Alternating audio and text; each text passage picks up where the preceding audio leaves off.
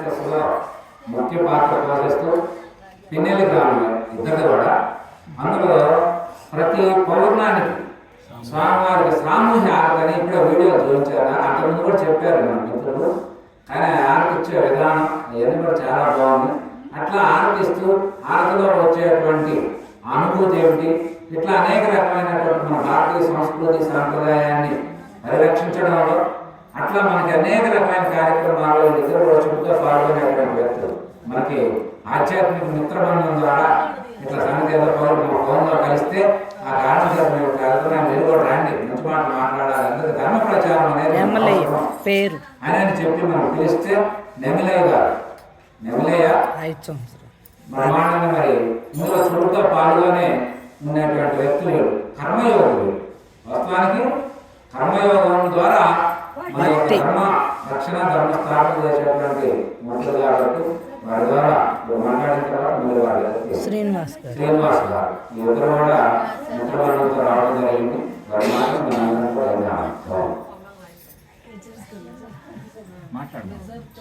జై శ్రీరామ్, జై శ్రీరామ్, జై శ్రీరామ్, జై శ్రీరామ్, జై శ్రీరామ్. భారత్ మాతా కి జై, భారత్ మాతా కి జై, భారత్ మాతా కి జై.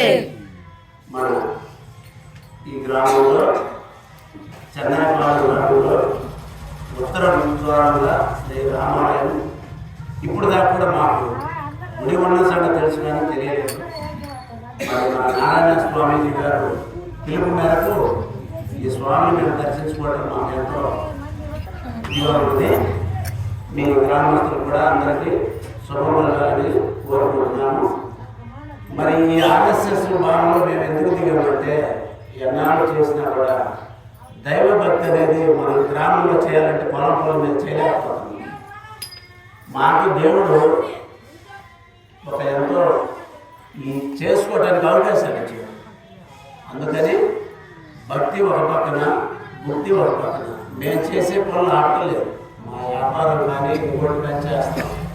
ఇలాంటి టైంలో ఎంత లెక్కైనా మనం వెళ్తాం, దైవ కార్యక్రమంలో తిరుగుతాము, చెప్తాము, చేస్తాము. ఇది ఆర్ఎస్ఎస్లో సమరస్త సేవా ఫౌండేషన్ అని ఒక భాగం 2015లో స్థాపించారు. తిరుమల దేవస్థానానికి ఈ సమరస్త సేవా ఫౌండేషన్కి అనుసంధానంగా పెట్టి ఇంతకుముందు పెద్దలు గుళ్ళకి స్థలాలు ఇచ్చేసి డబ్బులు ఇచ్చేసి అందరూ కట్టుకుంటున్నారు. కొంచెం ఈ ఒక 10, 15, 20 సంవత్సరాలు మంచి మత మార్పులు ఎక్కువ జరుగుతుంటే సనాతన ధర్మంగా మనం ఏం చేయాలని సమరస్త సేవా ఫౌండేషన్లో ఒక ఆలోచన వచ్చి పెద్ద వాళ్ళు పీఠాధిపతులు మఠాధిపతులు ఒక ఐక్యతై తిరుమల దేవస్థానం డబ్బులు ఉన్నాయి, ఎటు వెళ్తున్నారు. మరి గతంలో ఉన్నవాళ్ళు భూములు ఇచ్చారు, అయ్యగారులు పెట్టారు, చాలా చేశారు, గుళ్ళు పెట్టారు. అప్పట్లో ఎస్సీలు కానీ ఎస్టీలు కానీ దేవాలయానికి రావాలంటే కొంచెం ఇదిగా ఉన్నారు. కానీ అది గుర్తించుకొని మత మార్పులు ఎక్కడ జరుగుతున్నాయంటే ఎస్సీ ఎస్టీలలో కాలనీలో జరుగుతున్నాయి. కనుక అది మత మార్పులు మనం ఆపాలంటే వాళ్ళకి ఏం చేయాలి? సమరస్త సేవా ఫౌండేషన్ ఆలోచన ఏంటంటే ఎక్కడ కాలనీలు ఉన్నాయి, ప్రతి వాళ్ళకి కులదైవత ఉంటుంది. ఒకళ్ళకి రాముడు, ఒకళ్ళకి వీరలంకమ్మ తల్లి, ఒకళ్ళకి రామేశ్వరం, కులదైవం ప్రతి వాళ్ళకి. అలా చూసి కాలనీలు ఎక్కడ ఉన్నాయి, ఏ ఊర్లో ఉన్నాయి పరిశీలన ఒక బాధ్యతగా మాచవరం మండలంలో నాకు కన్వీనర్గా సహాయ కన్వీనర్గా శ్రీనివాసరావు గారిని ఎన్నుకున్నారు. చేసిన తర్వాత ఆ కార్యక్రమంలో ఏం చేయాలంటే వాళ్ళు వీధిగా చెప్పారు, ఇది సంగతి, మత మార్పులు ఆపాలి. మన కాలనీలో దేవాలయాలు లేవు, చర్చి 3 నిమిషాల్లో ఇవ్వాలంటే రేపు అయిపోవాలి, దేవాలయం కావాలంటే ఒకరు రావాలి. అందుకని మేము మొత్తం మాచవరంలో తీసుకొని 2 ఊళ్ళలో సెంచు కాలనీలో ఒకటి, పిన్నెల్లిలో యానాది సంఘం ఎస్టీ వాళ్ళకి అంకమ్మ తల్లి, వాళ్ళకి ఏర్లమ్మ తల్లి, అది మేము సెట్ చేసాము. సరే వాళ్ళు కొంచెం మేము చెప్పదు కొంచెం వస్తున్నారు. అట్లా వాళ్ళ కాలనీలోనే దేవాలయం కట్టించే ఒక అవకాశం కల్పించారు సమరస్త సేవా ఫౌండేషన్ ద్వారా. వాళ్ళకి ఏం కావాలంటే ఆ గుడిలో ఒక 5 సెంట్లు స్థలం కావాలి గుడికి. వాళ్ళ సంఘంలోనే రిజిస్ట్రేషన్ 5 ఆడవాళ్ళు, 10 మంది మగవాళ్ళు. వాళ్ళే రిజిస్ట్రేషన్.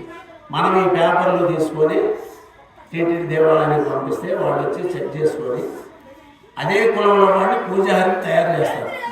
అదే క్యాస్ట్లో ఎవరిని అవసరం లేదు. వాళ్ళకి 4 నెలలు 3 నెలలు వాళ్ళ చదువును బట్టి దీపదోపం వరకు మంత్రాలు నేర్పేస్తారు.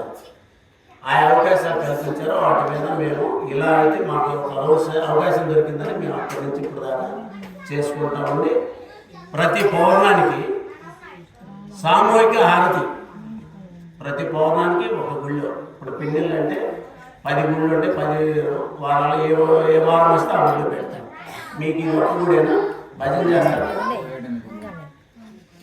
రేపు 3వ తారీఖు శనివారం వచ్చింది, రేపు జనవరి నెల. మేము అక్కడ ఆంజనేయ స్వామి గుడిలో చేస్తాం. రేపు దయచేసి రేపు కొత్త సంవత్సరంగా, అంటే మనకి ఆర్ఎస్ఎస్గా కొత్త సంవత్సరం కాదు, ఇది మనకి ఉగాదే కొత్త సంవత్సరం కనుక రేపు జనవరి నెలలో వచ్చే 3వ తారీఖు పౌర్ణమి రోజు మీరు అందరూ మహిళా తల్లులందరూ కూడా వాళ్ళ కనుక్కొని ఆరతి ఇవ్వాలని ఒక బృందంగా తయారు చేసి, ఆరతికి పెద్ద ఖర్చు లేదు, ఎవరి ప్లేట్ వాళ్ళు తీసుకోవడమని 3 కర్పూరం బిళ్ళలు తీసుకొని వచ్చేస్తే అయ్యగారు వస్తారు. కొంచెంసేపు మీరు పాటలు పాడవచ్చు ఏదని, మళ్ళీ వీళ్ళందరూ వచ్చినందుకు ఊరికి పోవడం కానీ ప్రసాదం దాతనే ఎదుర్కోవటం. మనం ఏ దాత ఇస్తాడో ఎవరు ఇస్తారని మనం ఎదుర్కోవడం పౌర్ణం చేస్తే మన చిన్న పిల్లలు పెద్దవాళ్ళ దాకా అనారోగ్యం ఉండడం కూడా రమ్మని ఏం కాదు. ఈ ఆర్తలు 4 ఉంటే స్వామివారిని ప్రార్థించుకుంటా అన్నారు కూడా. అంటే ట్యాబ్లెట్ వేస్తేనే పోతుంది, ట్యాబ్లెట్ వేయకుండా పోదు. కాకి వాళ్ళకి దేవుని మొక్కాలి, వైద్యం చేయాలి. ఇది కార్యక్రమం. ప్రతి వాళ్ళు ఇంతకుముందు 30 సంవత్సరాల అవతల ఇంటికి ఒకళ్ళు చదివేది. ఇవాళ ఇంట్లో ఎంతమంది ఉంటే అంతమంది చదువుతున్నారు. కనీసం ఇవాళ చిన్నపిల్లలకి దైవం గురించి చెప్పే స్థితి లేదు. 7ంటికి లేవాలి, వాళ్ళ క్యారేజ్ పెట్టాలి, బస్సులు పంపించాలి. ఇంకెక్కడ ఉంది? అప్పుడు భక్తి బాగుంటాము. ఇప్పుడు మేమేం చెప్తున్నామంటే, నాకు తెలిసి అయితే 10th క్లాసు దగ్గరలో ఉంటే గవర్నమెంట్ స్కూల్లో చదివేది లక్షలు పెట్టి చదివించుకునే కన్నా మన హిందూ సనాతన ధర్మాన్ని కోల్పోతాం. అదే కనుక ఇక్కడ దగ్గరలో బ్రాహ్మణులు ఉంది, నువ్వు 9ంటికి వెళ్తావు, నీ పిల్లలకు పొద్దున్నే లేచి ఏదో మరి ఇంట్లో పని నేర్పుతావు, కొంచెం 12కి భక్తి చేస్తావు, చక్కగా వాళ్ళకి బొట్టు పెట్టుకుంటావు, వెళ్ళిపోతావు. ఇలా ప్రతి వాళ్ళకి తిలకము బొట్టు పెట్టాలి. చిన్నపిల్లలకైనా గోడలైనా శని పోయేస్తావు, నువ్వు పొద్దున్నే చేత కాదు. సాయంత్రం స్నానం చేసినప్పుడు బొట్టు పెట్టుకొని దేవుడు దండం పెట్టాలి. మన పెద్దలు చెప్పండి, ఒక్కటన్నా చేసుకుందామండి హిందువులు. అది 10th క్లాస్ దాకైనా మనకి ఇక్కడ చదువుకుంటే మంచిగా. మీరు గాలి పీల్చుకుంటారు, డబ్బులు పెరుగుతాయి, లక్షలు కట్టి ఇప్పుడే 10th క్లాస్ 6th క్లాస్ నుంచి కడుతున్నారు 30,000 40,000.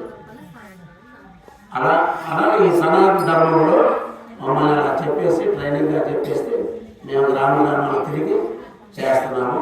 రేపు 1వ తారీఖు 1వ నెల 2026 కొత్తపాలెం మాచవరం మండలంలో హిందూ సమ్మేళన కార్యక్రమం జరుగుతుంది.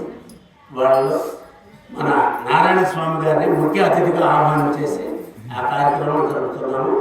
మీరందరూ కూడా అవకాశం ఉంటే ఒకసారి రేపు ఆ తారీఖు రోజు అక్కడికి వచ్చేసి మన నారాయణ స్వామి గారిని విజయవంతంగా చేసి వాళ్ళు చెప్పే చక్కగా కార్యక్రమాలు వినేసి మన హిందూ మతాన్ని పాటించేసి చక్కగా మన కులంలో కూడా మతం మాన్యాలు ఉంటే చక్కగా హిందువులు వస్తున్నారు విషయాలను చెప్పేసి దయచేసి మన హిందూ మతాన్ని మన పిల్లలకు కూడా నమస్కారం పెట్టుకొని దేవుళ్ళు పెట్టుకొని పెద్దలకి గౌరవించాలని చెప్పాలి.